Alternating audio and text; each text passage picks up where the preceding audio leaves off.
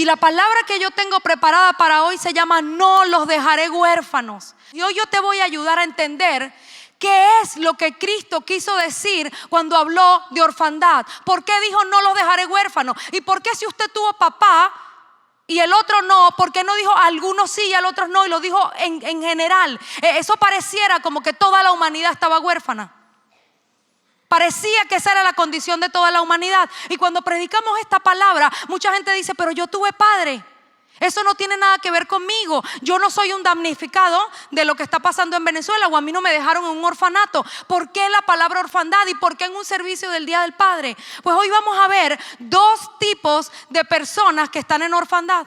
Y vamos a hacer como un test y usted mismo va a ver si es cierto o no. El primero es el huérfano físico, el maltratado, el que no tiene autoestima, el que está acomplejado, el triste, el que dejaron solo cuando era un niño o creció sin la figura paterna. Y el segundo es el hijo consentido, es el hijo envanecido, soberbio y orgulloso, al que se le dio todo. Estos dos están en orfandad. Tuvo papá, pero tuvo un papá que le hizo un daño en vez de un favor. Vamos a ver, porque muchas veces cuando se trata esta herida de la orfandad, muchos dicen, no, pero es que mi papá fue excelente a juzgar por los frutos. Tenemos que analizar el fruto para saber si es cierto o no. Entonces, el primer caso está en Romanos 2:1. Dice, por lo cual eres inexcusable, oh hombre, quien quiera que seas, tú que juzgas, en lo que juzgas a otro, te condenas a ti mismo, porque tú que juzgas, haces lo mismo. Entonces empieza, ¿verdad? El primer caso es el huérfano que tiene una orfandad física, que no tuvo padre, que no tuvo amor, que no tuvo zapatos ni ropa, que el papá no fue al colegio cuando era el acto en el colegio, ¿verdad? Este huérfano que tiene un dolor real en el corazón. Entonces, como no entiende lo que está pasando o por qué su padre hizo lo que hizo, entonces se levanta a juzgar, ¿verdad? Entonces no lo llamo, no le doy nada. El pobre ancianito ya ha cumplido casi sus días y usted no lo llama, no lo perdonas, porque eso es imperdonable, que un padre abandone un hijo, porque el padre fue maltratador o borracho, o porque el padre abusó sexualmente de la hija. Y entonces nosotros nos levantamos como jueces sin conocer la escritura. Dice, eres inexcusable, no quiero que me cuentes la excusa, dice el verso. No me digas por qué es que no lo honras ni lo perdonas. Eso parece un Dios tan raro. No quiero que me digas por qué no lo perdonas. Eres inexcusable si lo juzgas, porque tú juzgando vas a terminar haciendo lo mismo. Es el hijo del padre que no perdona a su papá porque dice, mi padre llegaba a la casa y le pegaba a mi mamá y bebía, pero entonces cuando se convierte en papá por juzgar hace lo mismo. Se encuentra haciendo las mismas cosas que su padre, porque ese es el poder espiritual que tiene el juzgar a otros, que tú comienzas a caminar en eso mismo. Aunque tú digas, nunca voy a ser un mal padre como el que yo tuve, el mundo espiritual, la iniquidad te va a llevar a repetir el patrón si no perdonas. Proverbios 20:20 dice, al que maldice a su padre o a su madre, se le apaga su lámpara en oscuridad tenebrosa. ¿Qué significa maldecir? Hablar mal, despreciarlo. Dice, se te va a apagar la lámpara y vas a quedar en una oscuridad tenebrosa. Por eso el libro de Isaías dice que hay personas que están en oscuridad como palpando las paredes. ¿Usted ha entrado alguna vez a un cuarto oscuro? Y tiene que poner las manos en las paredes porque si no se cae, porque no sabe por dónde está. Dice que el que maldice a su padre vive una vida sin lámpara, sin luz, no sé dónde estoy.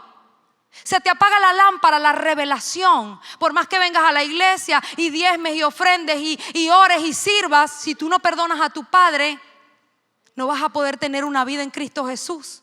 Porque si alguien amaba a su padre era Cristo. Y Él es el ejemplo, dice la escritura, ejemplo les he dado en todas las cosas, haced como yo hice. Pero ese padre lo dejó que lo crucificaran. Por la fe entendemos.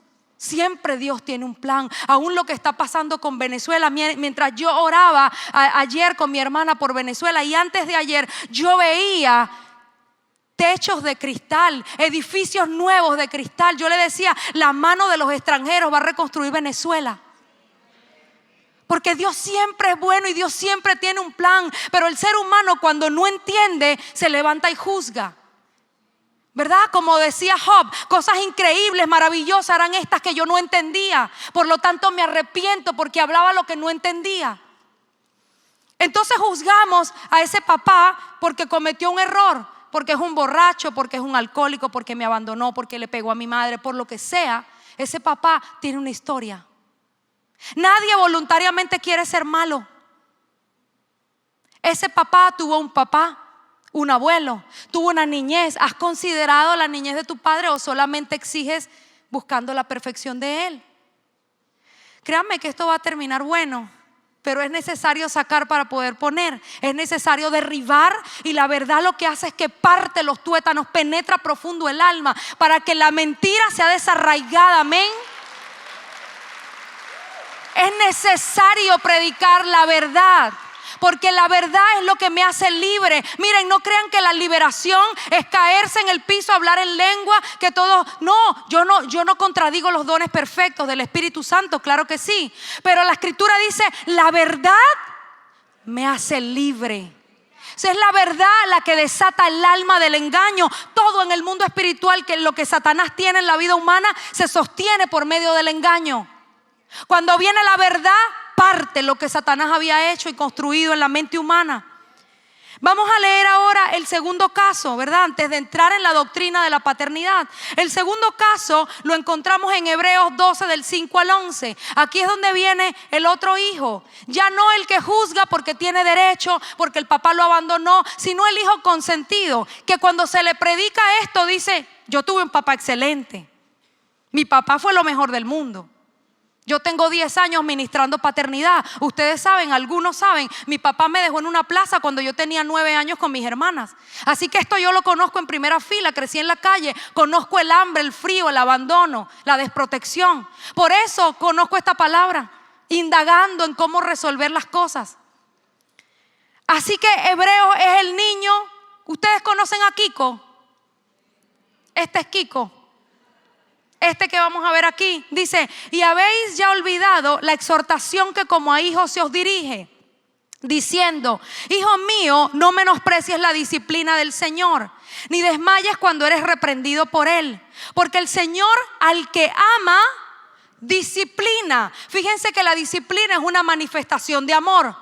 Cuando una mamá le dice al niño todos los días, cepíllate los dientes, cepíllate los dientes, cepíllate los dientes, ¿qué está haciendo? Amándolo. Si lo deja sin disciplina, no lo ama. Entonces, como Dios es un padre perfecto, es un buen padre, Él al que ama, disciplina. Para el niño consentido, la disciplina es abuso. Llegan a ser adultos y nadie les puede decir nada. No se les puede dar órdenes, no se les puede mandar, porque todo les parece abuso. Entonces dice, al que ama, disciplina. Pero aquí hay algo más tremendo. Dice, y azota a todo el que recibe por hijo. Este es Dios. Azota al que recibe por hijo. Si soportas la disciplina, Dios los tratará como hijos. ¿Están viendo? No se le puede pegar al muchacho, no se le puede regañar, y llegan a ser adultos, ¿verdad? Que no pueden estar en armonía en ningún grupo, en ninguna, porque no hay forma de tenerlos ahí en comunión con nadie, porque son egocéntricos, envanecidos, orgullosos. Entonces dice aquí, Dios te va a tratar como un hijo si tú soportas la disciplina y el azote. Porque ¿qué hijo es aquel a que el padre no disciplina? ¿Ven? ¿Ven el carácter de Dios como padre? Dice, no eres un hijo si no recibes disciplina. Pero más tremendo todavía, dice acá, pero si os dejas sin disciplina, de las cuales todos han sido participantes, entonces eres un bastardo, no un hijo. Entonces, ¿qué quiere decir esto? Que el hijo es disciplinado y el bastardo no tiene disciplina. No tiene estructura porque no se le disciplinó. Por otra parte, tuvimos a vuestros padres terrenales que nos disciplinaban y los venerábamos. Esa palabra venerar tenemos que tenerla en cuenta. ¿Por qué? Porque este es el que ama a ese papá de una manera que lo ama por encima de todo lo que no se le dio. Que lo ama porque para él era amor dejarlo sin disciplina. Si a un niño usted le dice todos los días, cepíllate los dientes, y una noche le dice, no te cepilles, duérmete así, él va a pensar que eso es amor. Ay, hoy no me voy a cepillar. No, hoy no vayas al colegio. A las 6 de la mañana, cuando le toca sonar el despertador, el papá le dice, hijo, hoy no vamos al colegio. ¿Por qué no quieres, verdad, papito? Porque tienes sueñito. Duérmete, mi amor. Pero eso no es lo que dice la Escritura. El mundo no es así. Cuando salgas a la vida real, vas a tener un problema de orfandad. Los venerábamos. Esta es la otra cara de la herida de la orfandad. El que no lo tuvo, esto es claro de ministrar, porque en lo que tú dices papá comienza a llorar. Pero este te dice, yo no tengo ese problema. Pero vamos a ir más adelante. ¿Están aprendiendo algo? Dice, ¿por qué no obedecemos mejor al Padre de los Espíritus y viviremos? O sea, a Dios. Y aquellos ciertamente por pocos días, los padres terrenales, como a ellos les parecía, nos disciplinaban. Pero esto para lo que nos es provecho, para que participemos de su santidad. Es verdad que ninguna disciplina al presente parece causa de gozo. ¿Verdad que la disciplina no parece chévere? Dice, no parece causa de gozo, sino de tristeza. Pero después da frutos apacibles de justicia a los que en ella han sido ejercitados. Amén. ¿Qué les parece? El fruto de justicia, de la disciplina, te va a llevar a tener una vida en Cristo Jesús. Porque cuando una persona viene con este modelo y nosotros empezamos a decirle blanco, él dice negro. Usted le dice por aquí, él dice por allá. Un problema con la autoridad, un problema de irreverencia, un problema de insumisión. En esta iglesia no hay amor. Yo me voy para otra iglesia. Yo me voy de la universidad. Yo me cambio de grupo. Viven en esto. Y la Escritura dice que el bastardo no va a estar en la congregación. Es que no puede. Estos son los dos casos de paternidad.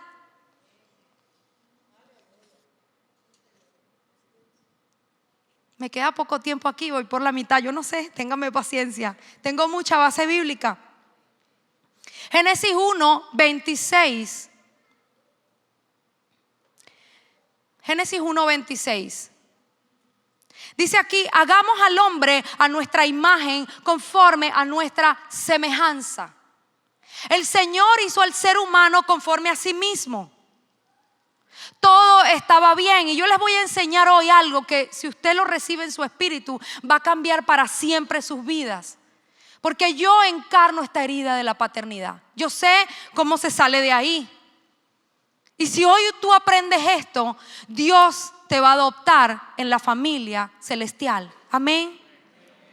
Dice aquí que todo era a su imagen y semejanza. Antes de que tu papá te abandonara, todo estaba perfecto en el Señor, diseñado de una manera gloriosa. Génesis 1:31 dice, y vio Dios que lo que había hecho era bueno en gran manera. Dios había hecho todo bien. Este es el día 6 del libro de los diseños, el libro de Génesis. Usted sabía, Dios no es un mal padre. Hay padres que cuando la mujer va a dar a luz, el papá no contesta el teléfono. No tiene pañales el bebé. El papá se perdió. El papá no existe. Yo tengo 6 hermanas, somos 7 niñas y él estuvo en un solo parto.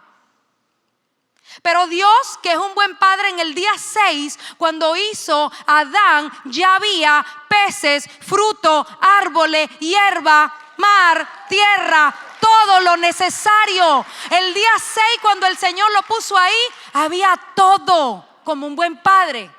¿Por qué no lo hizo el día 1, ni el 2, ni el 3? Porque Dios iba a generar, ¿verdad?, una condición perfecta para que el ser humano pudiera vivir.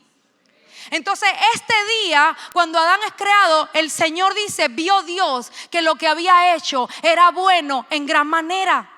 Estaba bien hecho, pero algo pasó y eso es lo que hoy les voy a enseñar.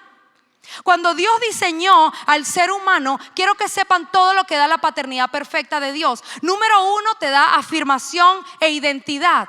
En este Edén, en el huerto. ¿Por qué? Porque el Señor dijo, eres a mi imagen y semejanza. Número 1, la paternidad te da identidad.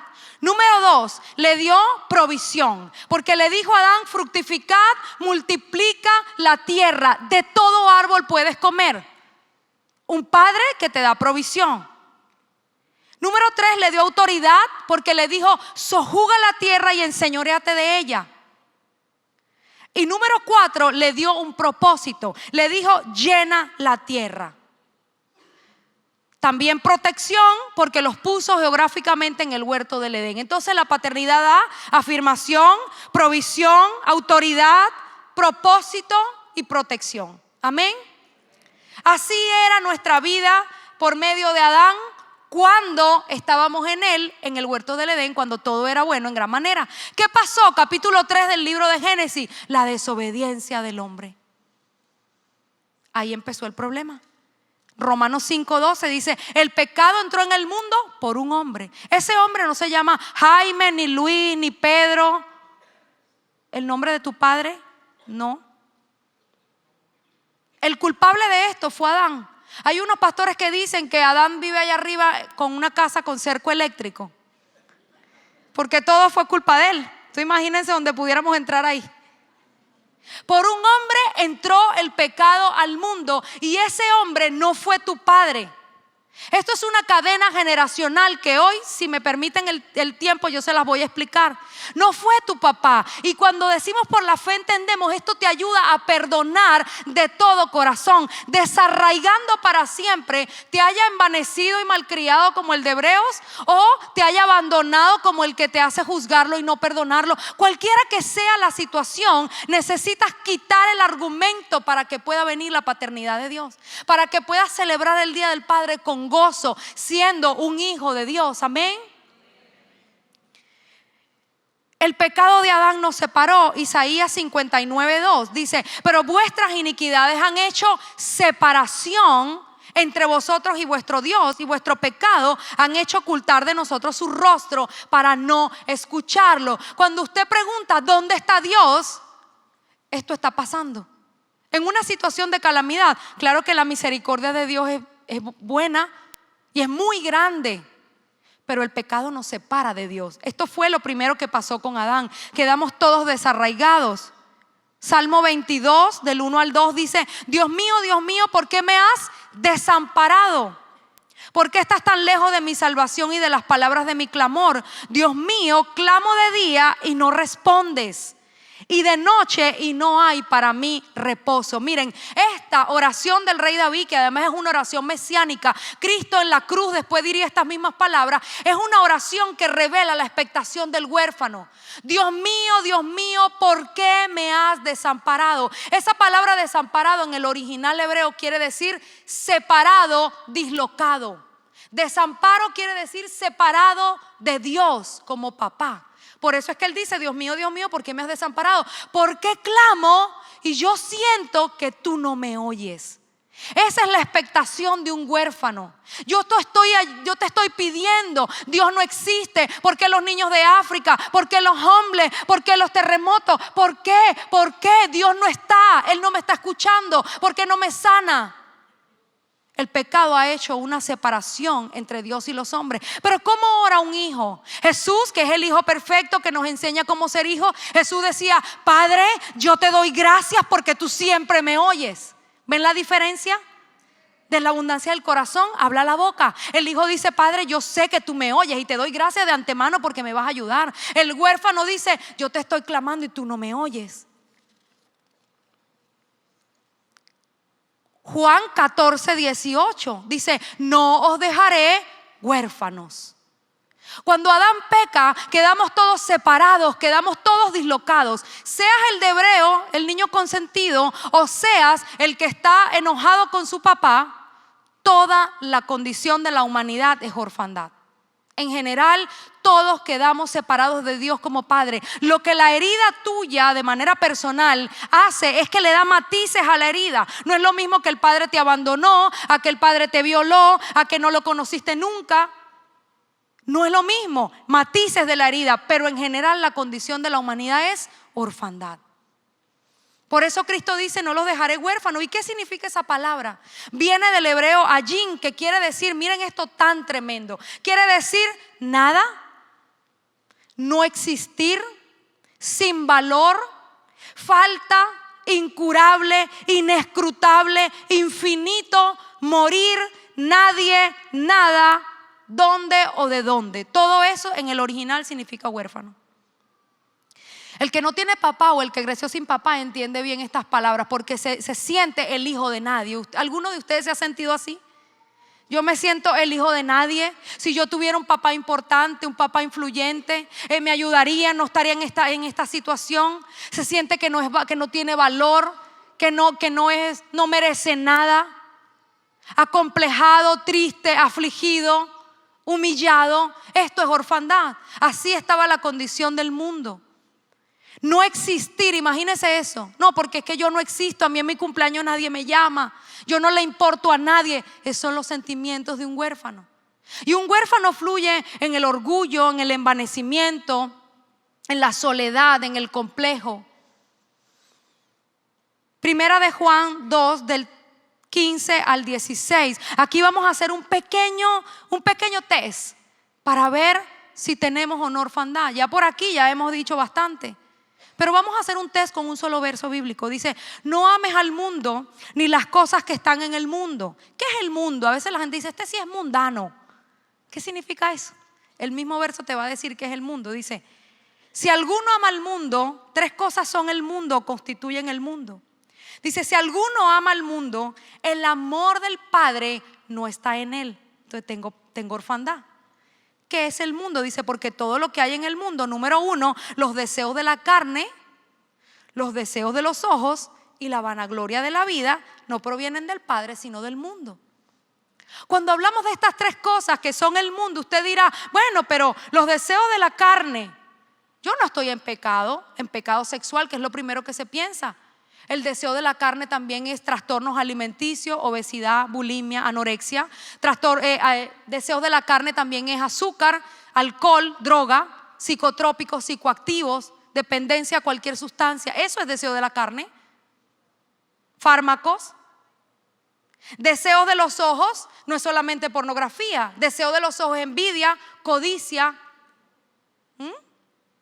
Ay, Dios mío. Sáquenla.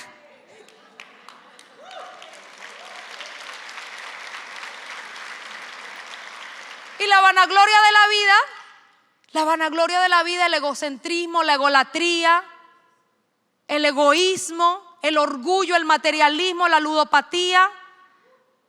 ¿Ven este test? Dice, sin interpretación, de manera taxativa, la escritura dice, el que tiene esto, el amor del Padre no está ahí. Tremendo. Tremendo, tremendo. Por eso les decía, no podemos celebrar la paternidad de Dios hasta que no resolvamos esto. Pero les aseguro que vamos a terminar en algo bueno. Amén.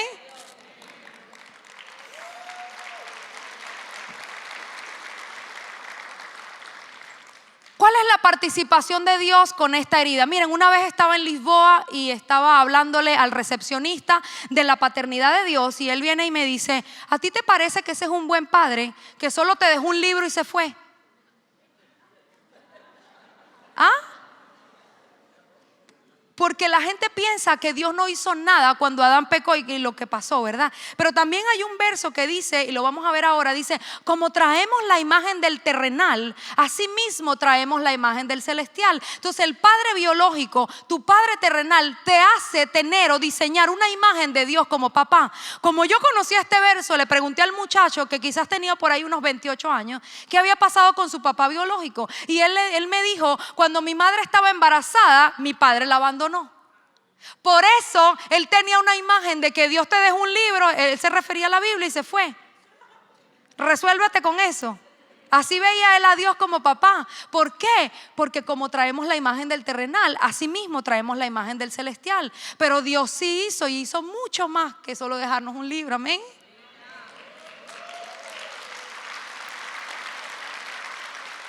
Malaquías 4 del 5 al 6 dice: he aquí yo os envío el profeta Elías antes de que venga el día de Jehová grande y terrible.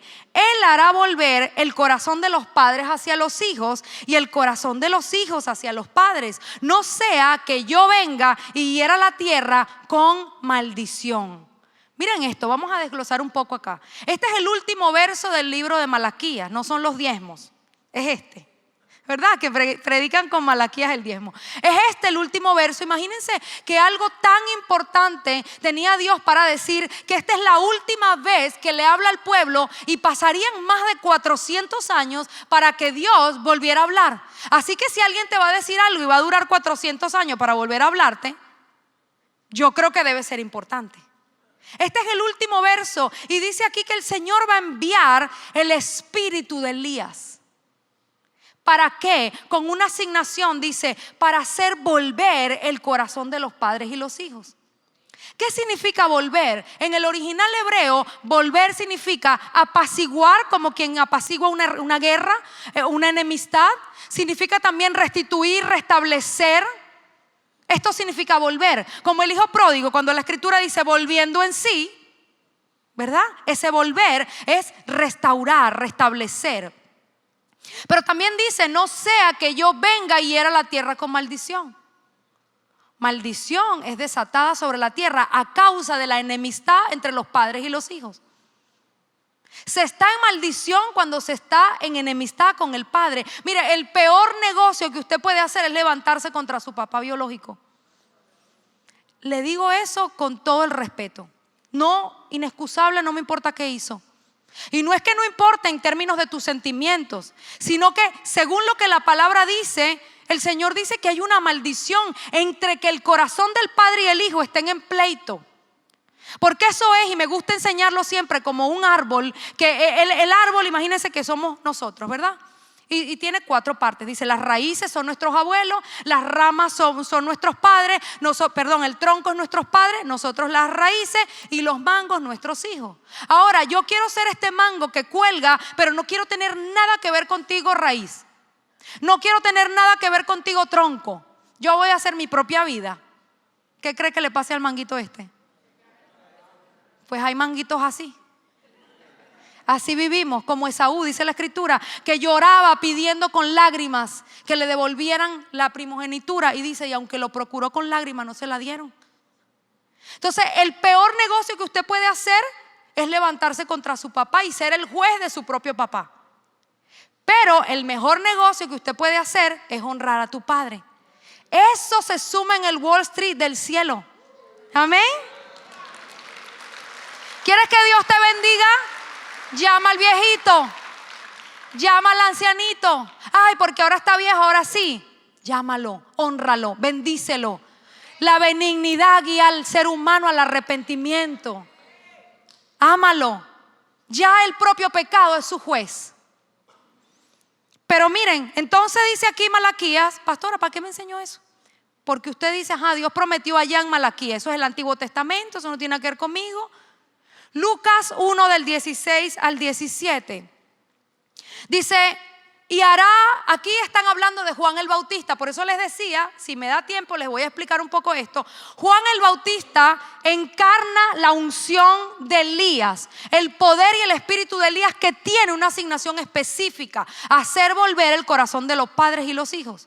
Entonces aquí en Lucas va a nacer Juan. Recuerdan que su mamá era estéril, ¿verdad? Y un ángel le aparece a Zacarías, su padre, en medio de los oficios sacerdotales, y le dice: Zacarías, tú vas a tener un hijo, él se va a llamar Juan. Y él viene a esto. Este es el verso siguiente, dice: y hará que muchos de los hijos de Israel se conviertan al Señor, Dios de ellos, e irá delante de él con el espíritu y el poder de Elías, para hacer volver los corazones de los padres y los hijos. El mismo verso de Malaquías.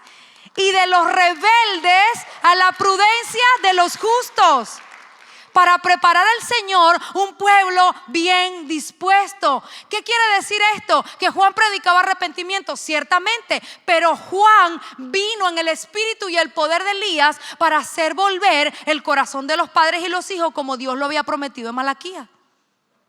Amén. Aquí empezó Dios a responder la promesa que había hecho. Ahora, un paréntesis. A mí me parecía tremendo cuando el Señor me hablaba de lo que Venezuela estaba haciendo. Justamente era el día de Juan el Bautista, supuestamente el ídolo. Y estaban clamando que la tierra temblara. Y estaban hablando de Juan el Bautista, que supuestamente viene a traer restitución de la orfandad y entre padres e hijos. Y más de 400 niños están hoy en orfandad en Venezuela. Satanás no te da nada sin quitarte mucho más. Es una cosa tremenda, profética. Yo no sé hasta dónde ustedes lo pueden entender. Pero lo que estaban clamando era exactamente lo contrario, porque fuera de Dios no hay bendición. Amén. Dice aquí, de los rebeldes a la prudencia de los justos. Miren, la característica medular de un huérfano es la rebelión. Dice que ella va a traer al rebelde a la prudencia de los justos. ¿Cómo es el hijo? Manso y humilde. ¿Cómo es el huérfano? Rebelde y orgulloso. Tremendo, ¿cierto? Yo no sé cuánto me van a dar. Por favor, producción, ya me quitaron el reloj. Denme aunque sea 3 minuticos. Amén.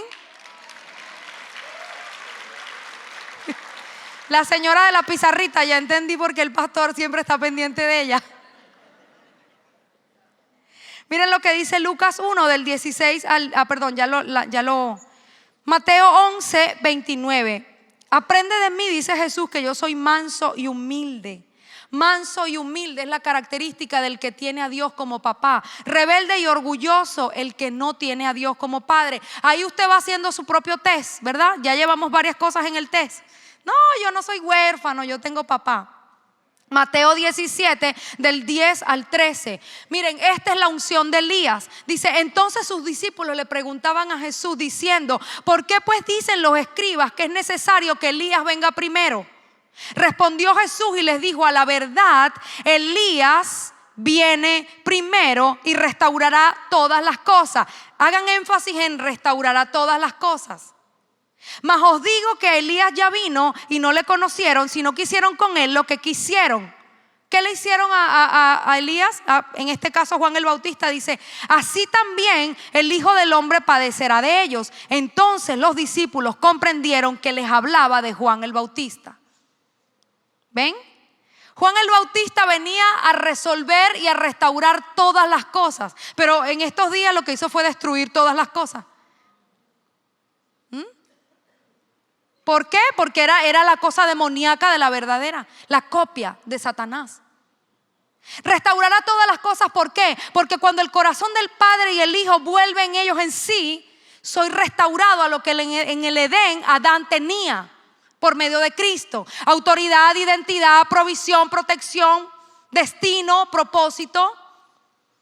Por eso la gente escuchaba y los fariseos decían, ¿por qué esperan a Elías? No entendemos. ¿Por qué? Y Jesús les dijo, era Juan el Bautista encarnado en Elías, pero le hicieron lo que quisieron, le cortaron la cabeza. No voy a entrar ahí porque pero por hablar del pecado le cortaron la cabeza, por meterse con Jezabel, ¿verdad? Ustedes saben. ¿Por qué Jezabel? Porque Herodía era la mujer del hermano de Herodes y entonces le dijo, no te es lícito tenerla, y ella mandó a cortarle la cabeza. Entonces todo el que predica paternidad le pasa eso. Porque el verso dice, y así mismo padece el Hijo de Dios por esto.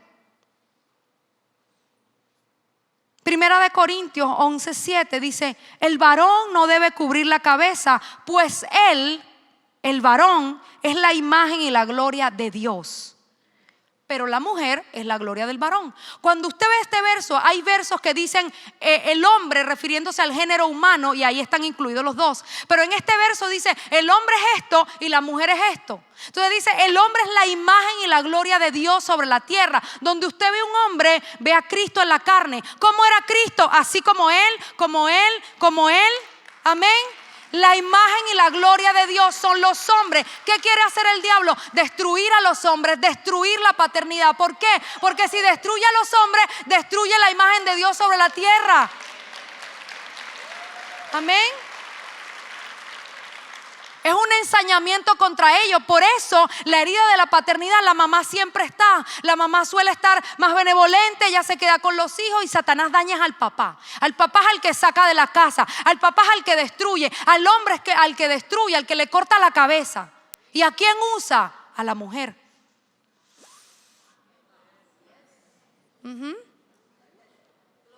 La usa a ella. Y quiero que sepan algo, iglesia, esto no se trata de una reina, se trata de un rey. No crucificaron una mujer, crucificaron un hombre. No se trata de una mamá, se trata de un papá. Amén.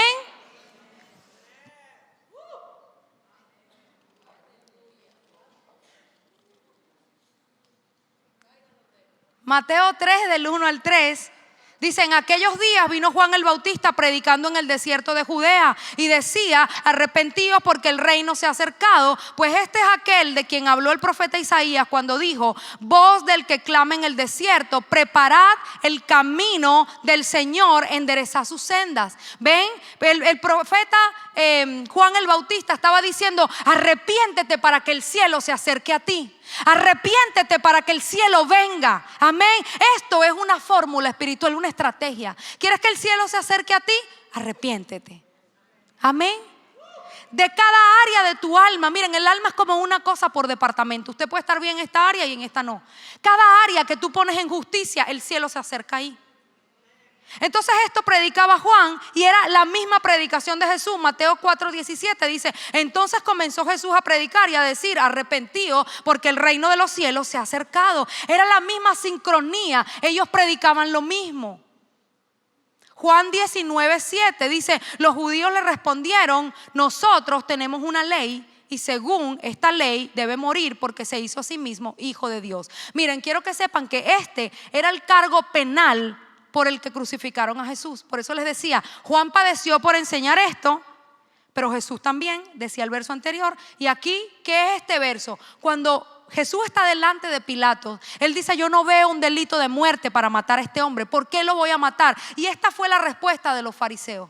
Nosotros tenemos una ley y según nuestra ley, él debe morir porque se hizo hijo de Dios. Él vino a mostrar a su padre. Él vino a decir, no los voy a dejar huérfanos. Quiero que sepan, allá hay moradas en la casa de mi padre. Lo que mi padre me dice que diga, yo digo. Mi padre me da todo. Gracias, Padre, porque tú me amas. Eso enardecía a los huérfanos fariseos, porque él les dice, ese a quien ustedes llaman Dios es mi papá. Ustedes lo llaman Dios porque no lo conocen. El verso dice, ustedes lo llaman Dios, pero es mi padre. Y no se lo perdonaron los fariseos. Ya casi estoy terminando. Me queda poco. Jesús vino a mostrarnos nuestro Padre verdadero. El padre que nosotros tenemos biológico es un ser humano quebrantado. Y ya vimos hoy que hay una maldición generacional en la tierra llamada orfandad. Que hay una maldición que hace que los padres y los hijos estén enemistados. Miren, la escritura habla en el libro de Colosenses a ser inteligentes espirituales. Usted sabe, hablan de inteligencia emocional. El libro de Colosenses dice inteligencia espiritual. ¿Eso qué quiere decir? Que tienes que hacer lo que te conviene. Te conviene perdonar a tu papá. Te conviene honrarlo. Mateo 27:46 dice, cerca de la hora novena, Jesús clamó a gran voz diciendo, Elí, Elí, lama sabactani. Esto es, Dios mío, primera vez que le decía a Dios, ¿por qué me has desamparado? ¿Por qué me has desamparado? ¿Saben por qué Jesús pregunta esto? Porque Jesús nunca había estado separado de su Padre. Su Padre lo engendró en el vientre de María y Él siempre tuvo una comunión con su Padre. Por eso es que Cristo encarna el Hijo que podemos ser, porque Él era un ser humano unido a su Padre, podía vivir así en la tierra. Pero aquí Él lleva toda la iniquidad, recuerdan toda la separación sobre su propio cuerpo. Y es la primera vez donde Él se siente desamparado y la única. Porque Él dice, ¿por qué me desamparaste? Desamparado, que significa separado o dislocado. ¿Por qué? Cuando Cristo lleva toda esta separación, toda esta iniquidad, el pecado de la humanidad entera, nos dio la legalidad, la potestad de volver a ser hechos hijos de Dios, de ser instaurados en la paternidad de Dios que teníamos en Adán en el Edén. Juan 1, 12, 13. Mas a todos los que le recibieron, ¿a quién? A Jesús.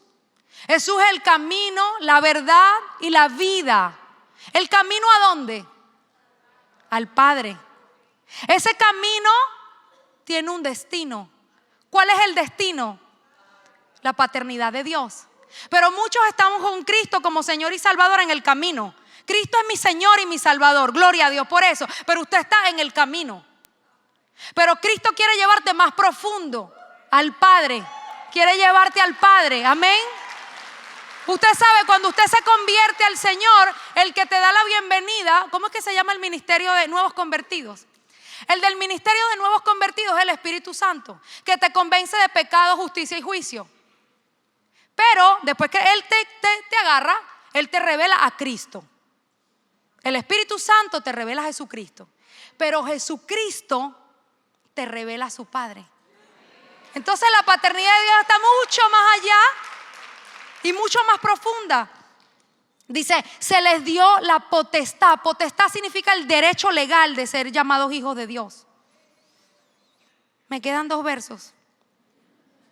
A todos los que le recibieron a Jesucristo les dio la potestad de ser llamados hijos, engendrados por medio de la voluntad de Dios, no engendrados por carne ni sangre. ¿Qué es engendrados por carne y sangre? Como se engendra un bebé. Lucas 10, 22, todas las cosas me fueron entregadas por mi Padre y nadie conoce quién es el Hijo sino el Padre, ni quién es el Padre sino el Hijo y aquel a quien el Hijo se lo quiera revelar. Si Cristo quiere, hoy te revela a su Padre. Al que Él quiera, dice aquí. Pues no habéis recibido, Romanos 8, 15 y 16, el espíritu de esclavitud para estar otra vez en temor, sino que habéis recibido el espíritu de adopción, por el cual clamamos, Abba, Padre. El Espíritu mismo da testimonio a nuestro espíritu de que somos hijos de Dios. Amén. Y así que ya no eres esclavo, sino hijo. Y si hijo, también heredero por medio de Cristo. Amén. Aleluya.